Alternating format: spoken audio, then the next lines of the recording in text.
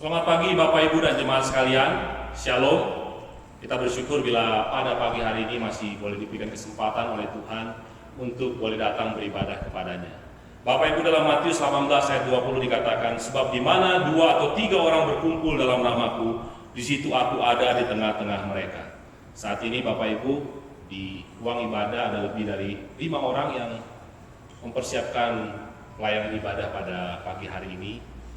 Dan jikalau juga Bapak Ibu ibadah online di rumah, mungkin dengan keluarga, kita boleh sama-sama datang beribadah sebab Tuhan hadir di tengah-tengah kita. Ataupun mungkin kalau Bapak Ibu sendirian saat ini kebaktian online bersama dengan kami, bersama dengan jemaat yang lain, kita boleh datang bersama-sama beribadah kepada Tuhan. Mari kita mau menyiapkan hati kita dan pikiran kita untuk masuk di dalam ibadah. Mari kita menyanyikan sebuah pujian, kita puji Tuhan kita, sungguh besar Kau Allah. Kami memuji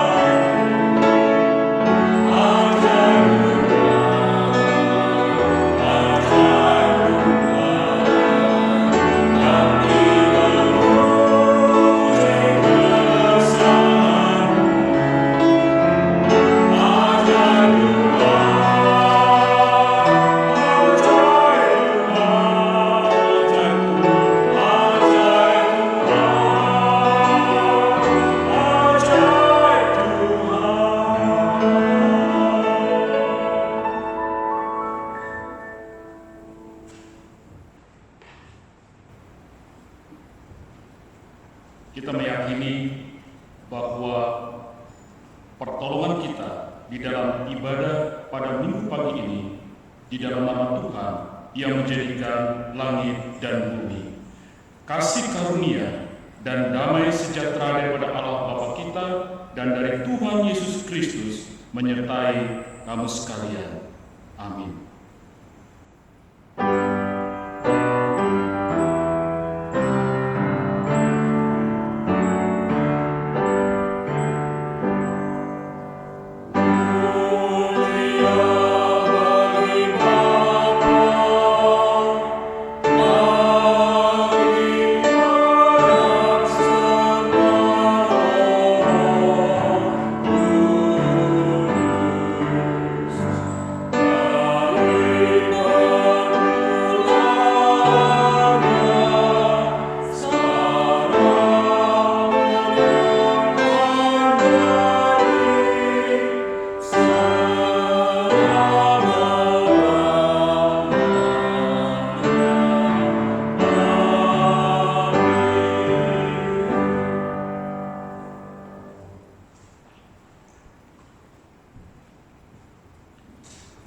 Bapak Ibu dan jemaat sekalian, dengan kondisi yang seperti saat ini, seringkali kita baca berita bukan membuat hati kita tenang, tapi justru malah membuat kita lebih khawatir karena ada banyak berita-berita pabrik tidak beroperasi, lalu PHK terjadi di mana-mana, seringkali menjadikan kita khawatir. Tapi biarlah pada pagi hari ini saya ingin membacakan satu ayat untuk kita semua, kiranya boleh menjadi berkat dari Yesaya 46 ayatnya yang keempat.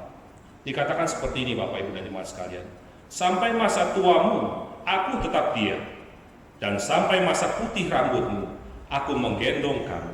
Aku telah melakukannya dan mau menanggung kamu terus. Aku mau memikul kamu dan menyelamatkan kamu.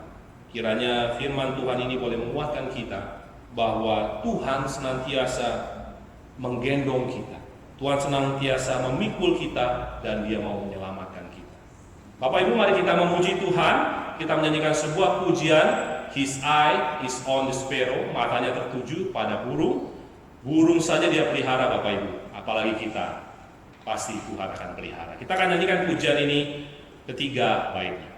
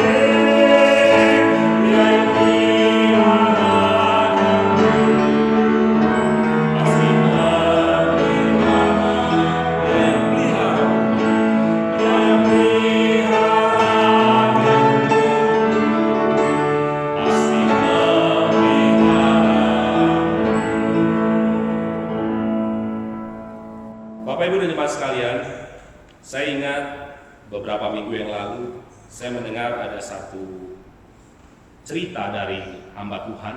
Dia menceritakan untuk sekolah minggu ini. Dia menceritakan tentang kisah di mana ada seorang anak kecil. Mungkin Bapak Ibu juga banyak yang tahu.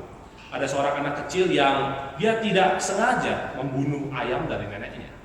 Lalu ternyata dia pikir tidak ada yang lihat, tetapi neneknya ternyata melihat, kakaknya juga melihat. Nah, dia merasa aman karena dia pikir tidak ada yang melihat. Tetapi berhari-hari dia ditekan oleh kakaknya, karena kakaknya mengancam akan memberitahu kepada neneknya kalau si anak ini tidak membantu pekerjaan kakaknya.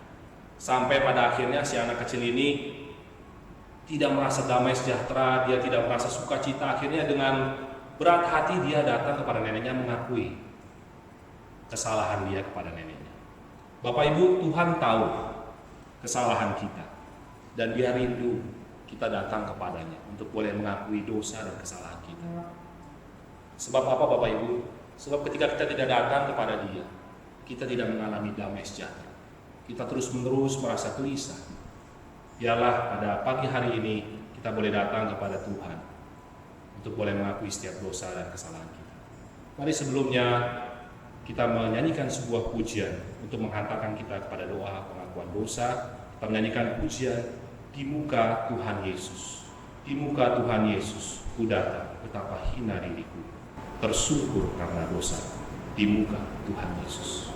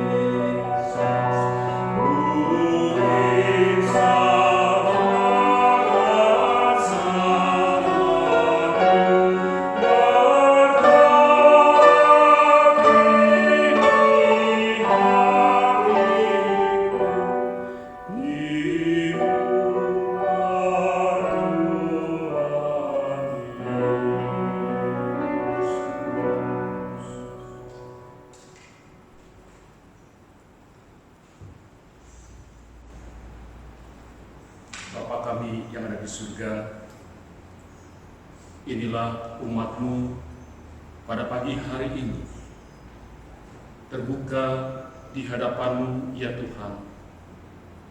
Kami mengakui akan kesalahan, pelanggaran, dan dosa yang kami lakukan di dalam kehidupan kami.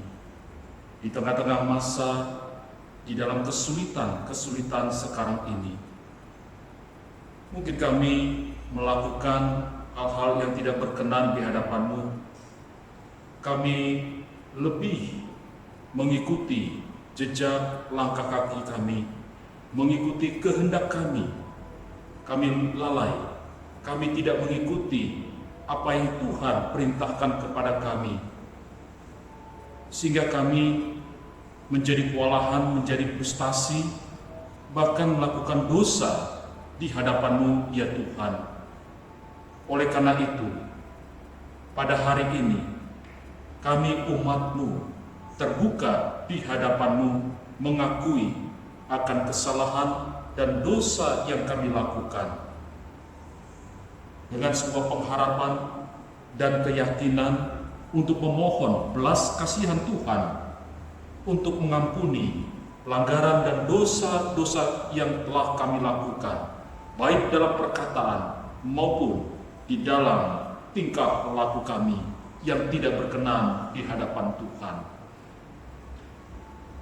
Hamba berdoa memohon kepadamu ya Tuhan, biarlah Engkau mau berkenan untuk mengampuni dosa-dosa kami, sehingga hidup kami dipulihkan kembali, sehingga hidup kami dibenarkan kembali oleh Engkau. Dan kami percaya dengan iman kami telah menerima pengampunan dosa yang telah diberikan di dalam nama Allah Bapa, Anak, dan Roh Kudus. Amin.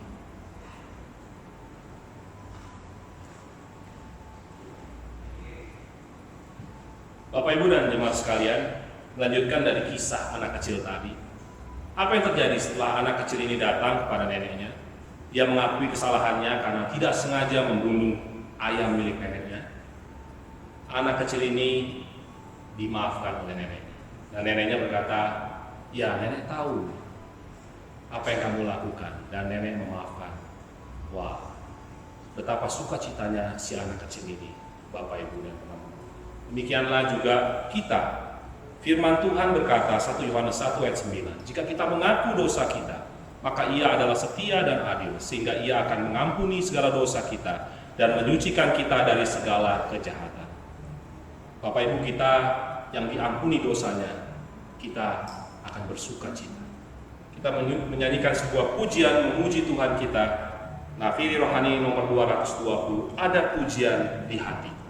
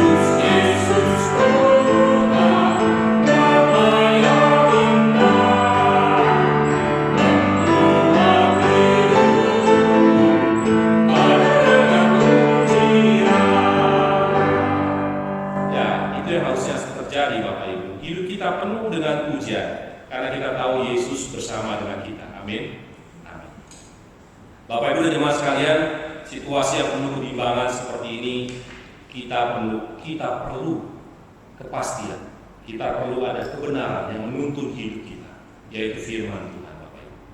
Sebentar kita akan mendengar firman Tuhan. Kali sebelumnya kita menyanyikan sebuah pujian di hadirat Tuhan kami datang, rendahkan diri kami untuk mendengar firman.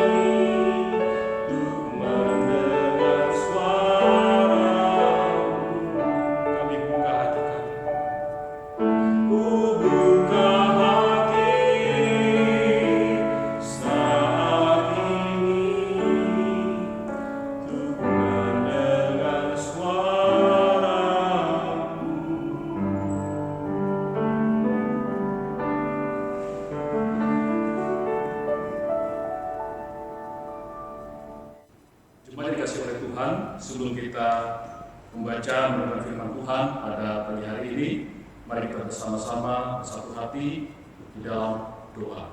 Kita bersatu dalam doa. Allah Bapa kami yang ada di surga, di dalam nama Tuhan Yesus Kristus, kami sungguh bersyukur di mana kami di dalam pemeliharaan Tuhan sampai hari ini. Dan ada kesempatan yang berbahagia ketika kami membaca, mendengar, merenungkan firman Tuhan pada hari ini. Oleh karena itu ya Tuhan, berkatilah pemberitaan firman Tuhan pada hari ini, sehingga kami dapat mengerti, memahami bagaimana kami harus hidup mengikuti jejak langkah kaki Kristus. Berkatilah ya Tuhan, sehingga kami dapat memahaminya dan melakukannya di dalam kehidupan hari lepas hari. Di dalam nama Tuhan Yesus, kami berdoa dan mengucap syukur kepada Bapa di surga. Amin. Shalom Bapak Ibu, selamat pagi yang dikasihi oleh Tuhan Yesus Kristus. Firman Tuhan pada pagi hari ini terambil di dalam 1 Petrus pasal yang kedua, ayat 18 sampai dengan ayat yang ke-25. Mari kita buka Alkitab kita bersama-sama dan membacakan bersama-sama. 1 Petrus pasal yang kedua, ayat 18 sampai dengan ayat yang ke-25. Penderitaan Kristus sebagai teladan. Hai kamu, hamba-hamba, tunduklah dengan penuh ketakutan kepada Tuanmu, bukan saja kepada yang baik dan peramah, tetapi juga kepada yang bengis. Sebab adalah kasih karunia jika seorang karena sadar akan kehendak Allah menanggung penderitaan yang tidak harus ia tanggung. Sebab dapatkah disebut pujian jika kamu menderita pukulan karena kamu berbuat dosa? Tetapi jika kamu berbuat baik dan karena itu kamu harus menderita, maka itu adalah kasih karunia pada Allah. Sebab untuk itulah kamu dipanggil, karena Kristus pun telah menderita untuk kamu dan telah meninggalkan teladan bagimu supaya kamu mengikuti jejaknya. Ia tidak berbuat dosa dan tipu tidak ada dalam mulutnya. Ketika ia dicaci maki, ia tidak membalas dengan caci maki. Ketika ia menderita, ia tidak mengancam, tetapi ia menyerahkan kepada Dia yang menghakimi dengan adil. Ia sendiri telah memikul dosa kita di dalam tubuhnya di kayu salib, supaya kita yang telah mati terhadap dosa hidup untuk kebenaran. Oleh bilur-bilurnya kamu telah sembuh. Sebab dahulu kamu sesat seperti domba, tetapi sekarang kamu telah kembali kepada Gembala dan pemelihara jiwamu. Demikian firman Tuhan yang telah kita baca bersama-sama. Berbahagialah kita yang merenungkan firman Tuhan serta memeliharanya dalam hidup kita hari lepas hari. Haleluya. Haleluya. Haleluya. Haleluya.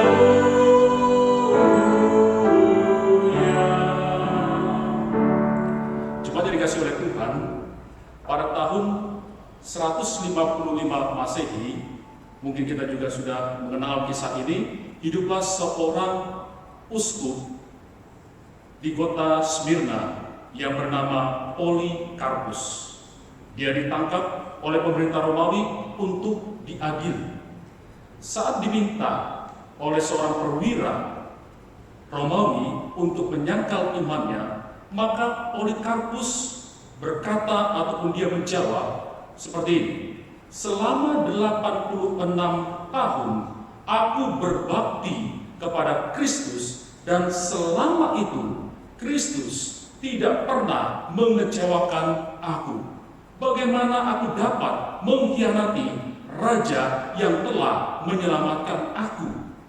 Luar biasa sikap teguh dan kesetiaannya kepada Kristus Yesus untuk mempertahankan imannya itu, sehingga dia harus masuk di dalam penderitaan, dan penderitaannya itu tidak main-main, dan pada akhirnya dia harus dibakar hidup-hidup.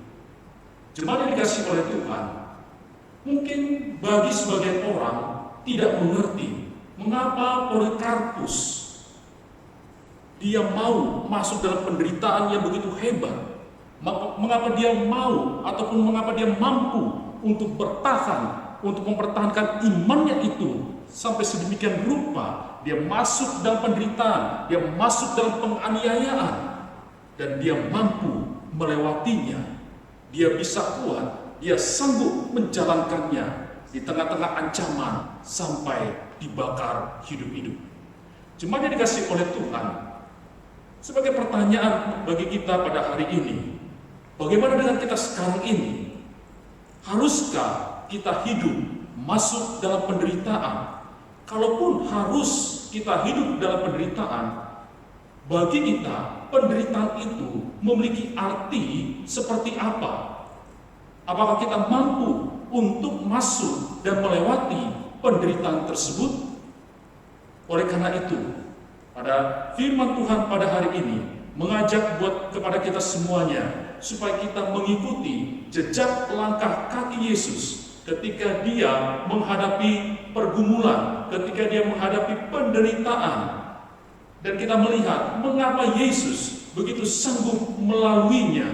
Firman Tuhan mengajak kepada kita untuk melihat bagaimana Kristus dapat melaluinya ketika dia dari pagi-pagi buta, lalu sampai pada akhirnya dia harus mati di kayu salib. Disinilah kita mau melihat jejak Yesus yang begitu luar biasa. Oleh karena itu, kita akan belajar, yaitu mengenai ketaatannya.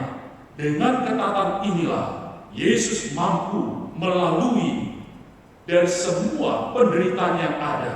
Dengan ketaatan inilah, menghasilkan suatu kemenangan yang mengalahkan kutuk dosa, kemenangan yang membuat manusia dibebaskan dari belenggu dosa. Ketaatan seperti inilah yang dilalui oleh Yesus sehingga dia beroleh kemenangan. Oleh karena itu, mari kita akan melihat pada bagian pertama ini, yaitu ketaatan terhadap perintah Bapaknya. Jika kita memperhatikan ayat yang ke-24, mari kita lihat bersama-sama. Saya akan bacakan buat kita. Ia sendiri telah memikul dosa kita di dalam tubuhnya di kayu salib dan seterusnya.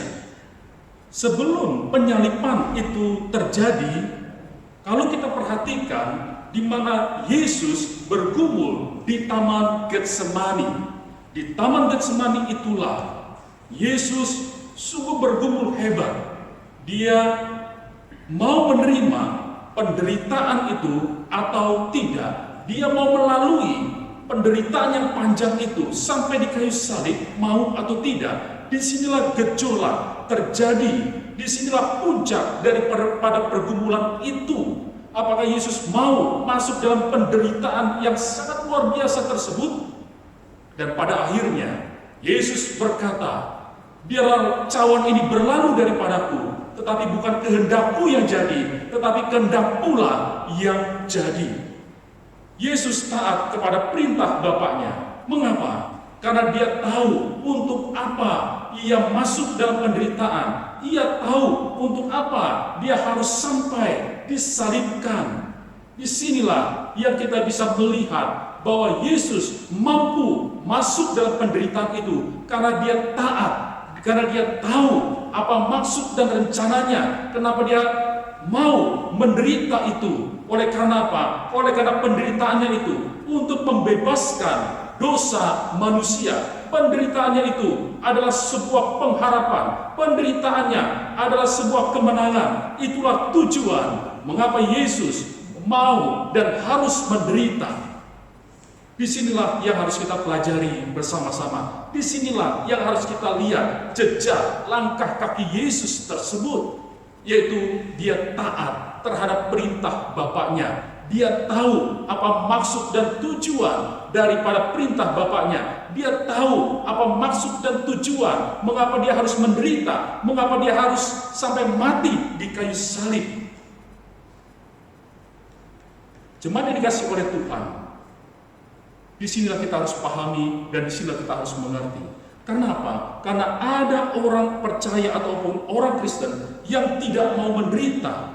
Kenapa orang Kristen tidak mau menderita? Karena dia tidak tahu apa tujuannya saya harus menderita. Dan mungkin kedua, dia tidak mau mengikuti perintah daripada Tuhan Yesus. Kalau kita perhatikan di ayat yang ke-19 dan ayat 21, di sini sangat luar biasa. Mengapa kita harus menderita? Ayat 21 dikatakan bahwa orang percaya dipanggil untuk menderita. Sekali lagi saya beritahu, ayat 21 ini menjelaskan bahwa setiap orang percaya, setiap orang yang sudah ditebus, setiap orang yang sudah diampuni dosanya, setiap orang yang sudah diberikan damai sejahtera dan seterusnya, dia dipanggil untuk menderita. Dan ayat 19 menjelaskan bahwa ketika seseorang percaya dia menderita oleh karena kehendak Tuhan, disinilah yang disebut kasih karunia. Kalau kita mengerti mengapa kita harus menderita, disinilah letaknya. Apakah seseorang itu mampu atau tidak, karena dia mengerti untuk apa dia menderita. Kalau dia tidak mengerti, maka disinilah banyak orang Kristen yang meninggalkan imannya karena dia tidak tahu untuk apa dia harus menderita, karena dia tidak mau mengikuti perintah Tuhan itu.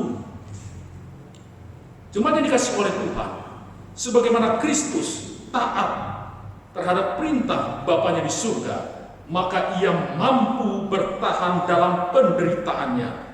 Kita pun harus taat kepada perintah Kristus karena kita tahu untuk apa kita menderita. Jemaat yang dikasih oleh Tuhan, sebagaimana Polikarpus juga taat sampai mati karena ia tahu untuk apa dia menderita. Dia tahu tujuannya. Oleh karena itu, api tidak meluluhkan imannya. Api yang besar itu tidak membuat gentar hatinya. Dia siap masuk dalam penderitanya. Dia siap untuk dibakar. Dia siap untuk masuk di dalam penderitaan tersebut karena dia tahu apa tujuannya. Oleh karena itu, jemaat yang dikasih oleh Tuhan, barang siapa yang memutuskan untuk menjadi pengikut Kristus, maka ia harus mempersiapkan dirinya untuk masuk dalam penderitaan. Yang kedua, mengikuti jejak langkah kaki Kristus dalam ketaatan, yaitu ayat 22 dan 23. Di sini kita melihat taat dalam penderitaannya. Teladan kedua dalam ketaatan Yesus Kristus adalah penderitaan. Di sini kita melihat ketaatan Yesus itu sungguh luar biasa. Ketika Yesus mengajarkan tentang mengasihi, ketika Yesus mengajar tentang mengampuni, ketika Yesus mengajar tentang berkorban, ketika Yesus mengajar tentang memberi dan seterusnya, Yesus bukan saja sebagai pengajar yang baik, tetapi Yesus juga mampu menghidupi perkataannya. Dia bukan saja berteori, tetapi dia juga melakukan apa yang dikatakannya itu dengan penuh kuasa. Oleh karena itu di ayat 22 dan 23 di sini dijelaskan, meskipun menderita, Yesus tidak membalas. Ketika dicaci maki, dia tidak membalas. Ketika difitnah, dipukul, dicambuk, kejahatan tidak dibalas dengan kejahatan, tetapi dibalas dengan kebaikan. Yesus menderita demi kebenaran. Dan menariknya, Bapak Ibu yang dikasihi oleh Tuhan, Yesus tidak menggunakan kekuasaannya untuk membalas ataupun menghukumnya. Sebaliknya, dia menerimanya dengan ketaatan sebagai bagian hidup yang harus dijalani demi penyelamatan umat manusia. Ketaatan Kristus dalam penderitaan kita dapat melihat sesuatu ketaatan yang disertai dengan kebenaran, maka ketaatan itu akan menghasilkan kebaikan, dan kebaikan untuk manusia sebagai tujuannya. Jemaat yang dikasihi oleh Tuhan, di dalam aplikasinya kita mengetahui bahwa surat 1 Petrus ini ditujukan kepada orang-orang pendatang yang tersebar di Pontus, di sekitar Asia Kecil dan sekitarnya. Maka surat Petrus ini mengajak agar umat Tuhan mengarahkan hidupnya bukan pada luka, bukan pada penderitaannya, tetapi diarahkan kepada Kristus, diarahkan kepada Yesus yang telah menderita tersebut. Umat Tuhan pada waktu itu sedang menderita dalam tekanan, dalam penganiayaan, bahkan dalam penderitaan, di mana penguasa pada saat waktu itu bertindak, berkelakuan sewenang-wenang dan berlaku kejam terhadap umat Tuhan. Meskipun dalam penderitaan, dalam penganiayaan, maka Petrus menasehatkan kepada umat Tuhan, kepada pendengarnya pada saat waktu itu, agar sebagai para hamba-hamba Tuhan, umat Tuhan harus tetap taat terhadap penguasa yang baik, yang ramah maupun yang jahat. Umat Tuhan dituntut, diajak untuk tetap taat menanggung penderitaan. Namun taat di sini harus diperhatikan. Taat berarti bukan pasrah, bukan menyerah, tetapi taat di sini dalam arti menunjukkan pada sikap mengikuti teladan Kristus yang telah menderita. Disitulah letak ketaatannya. Jemaat yang dikasihi oleh Tuhan, saat ini dengan kondisi yang begitu menyedihkan, karena kita banyak sekarang ini di mana perekonomian turun, kita bekerja di rumah, ada yang di PHK dan lain sebagainya. Mereka ada yang tidak kuat, mereka tidak mampu masuk di dalam penderitaan hidup ini. Banyak yang meninggalkan Tuhan karena tidak kuat dengan tekanan, tidak kuat dalam penderitaan, di dalam kesesakan hidup ini. Hal ini karena mereka tidak tahu, mereka tidak mengerti apa tujuannya mereka harus menderita. Mungkin ada yang mengatakan penderitaan ini adalah kesialan hidup, penderitaan ini adalah sebuah kutukan, penderitaan ini memalukan. Benarkah demikian seperti itu?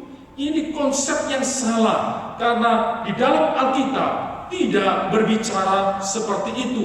Kalau kita harus menderita oleh karena kehendak Tuhan, dari awal tadi saya katakan bahwa itu adalah kasih karunia.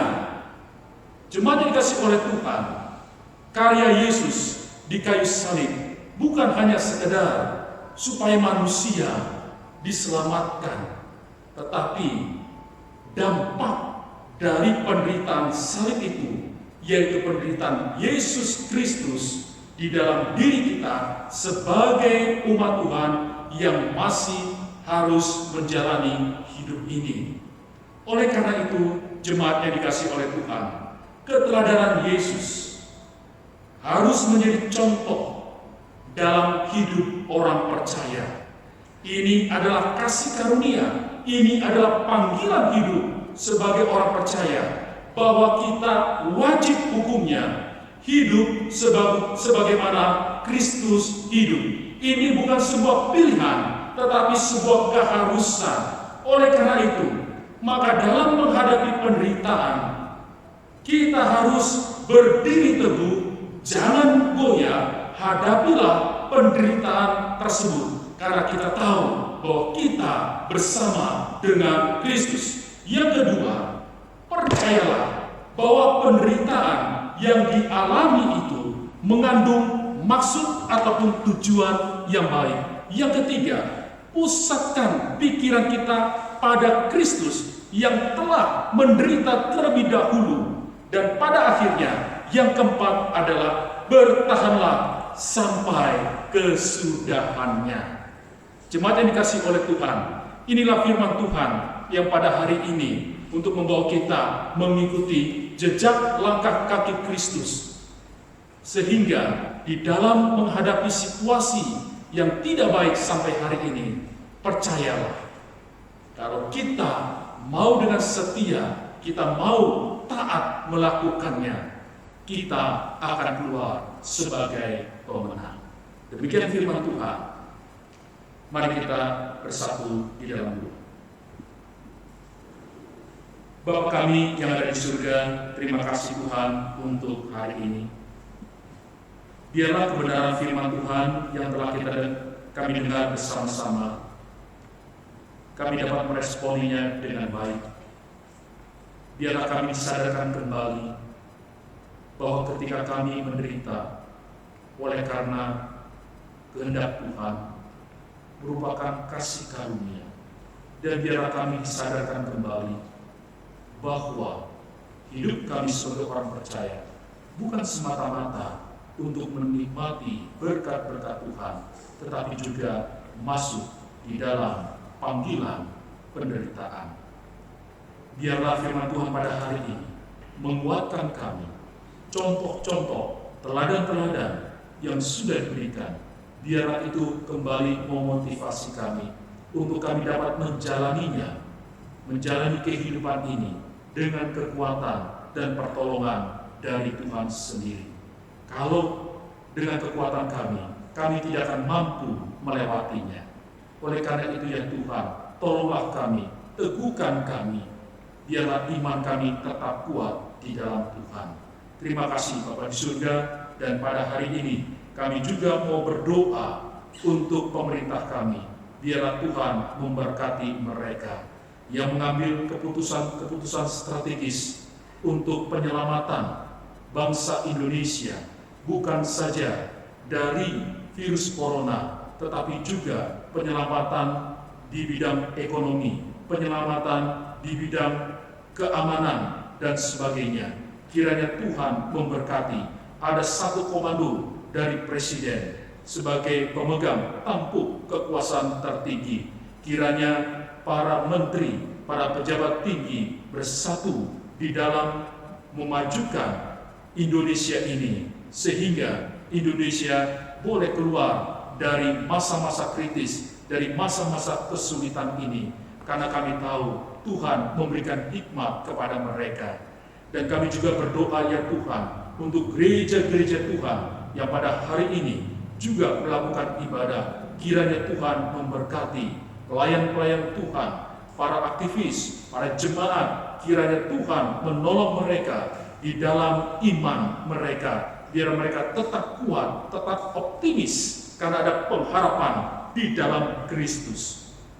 Bapa kami yang ada di surga, kami juga berdoa ya Tuhan untuk umat-Mu, untuk jemaat gereja Kristus Taman Kota. Biarlah Tuhan memberkati tiap-tiap pribadi, tiap-tiap rumah tangga. Kiranya Allah ditinggikan. Biarlah mereka memandang Tuhan yang adalah Tuhan dan Juru Selamat yang mampu untuk menolong umat-Mu sampai hari ini.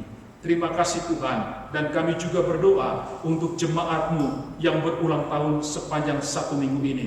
Kiranya Tuhan memberkati, Tuhan menolong, sehingga mereka dapat melihat sekalipun di tengah-tengah kesulitan, tetapi ada jalan keluar yang Tuhan berikan, sehingga mereka ditambahkan usianya, sehingga genap sekian tahun Tuhan sudah memelihara kehidupannya. Dan biarlah jemaat-Mu yang berulang tahun dalam minggu ini bersyukur kepada Tuhan yang telah memelihara hidupnya. Dan doa kami, biarlah Tuhan juga memberkati, berikan kesehatan, berikan kekuatan kepada mereka, sehingga mereka dapat menjalaninya dengan kekuatan dan pengharapan dari Tuhan.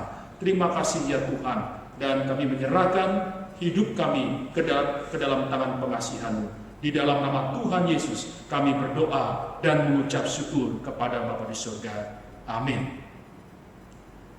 Jemaat yang dikasihi oleh Tuhan, bersama dengan orang percaya di muka bumi ini, mari kita bersama-sama mengucapkan pengakuan iman rasuli yang mengatakan, Aku percaya kepada Allah, Bapa yang Maha langit dan bumi, dan kepada Yesus Kristus anaknya yang tunggal Tuhan kita, yang dikandung dari Roh Kudus, lahir dari anak darah manusia, yang menderita di bawah pemerintahan Pontius Pilatus, disalibkan, mati dan dikuburkan, turun ke dalam kerajaan maut. Pada hari yang ketiga bangkit pula dari antara orang mati, naik ke surga, duduk sebelah kanan Allah, Bapa yang Maha Kuasa, dan akan datang dari sana untuk menghakimi orang yang hidup dan yang mati. Aku percaya pada Roh Kudus, gereja yang kudus dan am, persekutuan orang kudus, pengampunan dosa, kebangkitan orang mati, dan hidup yang kekal. Amin.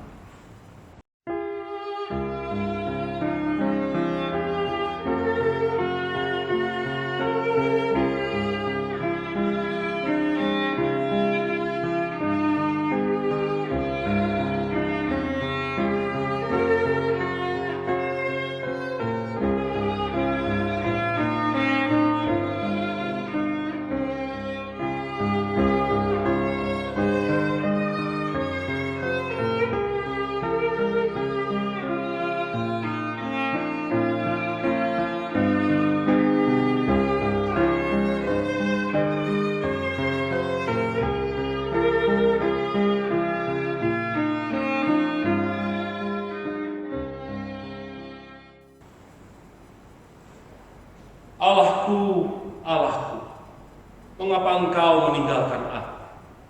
Aku berseru tetapi Engkau tetap jauh dan tidak menolong aku.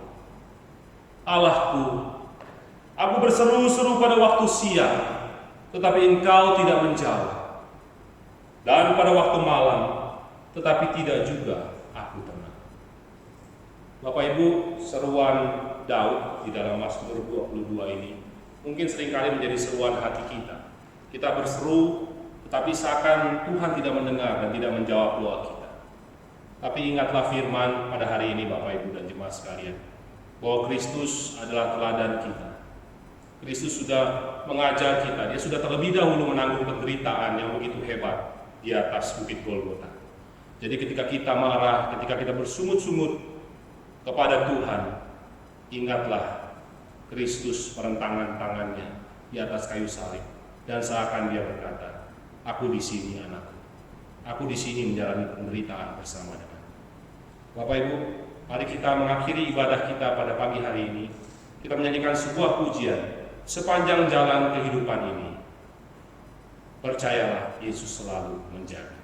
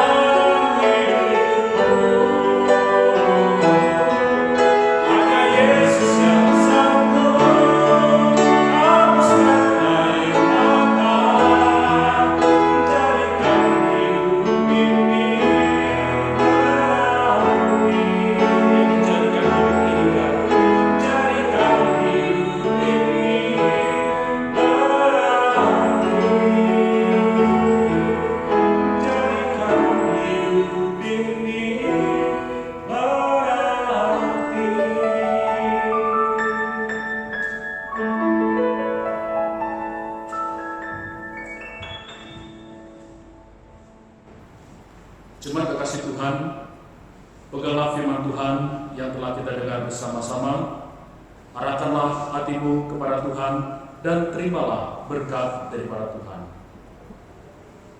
Tuhan memberkati engkau dan melindungi engkau.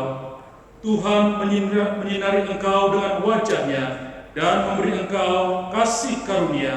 Tuhan menghadapkan wajah-Nya kepadamu dan memberi engkau damai sejahtera. Amin.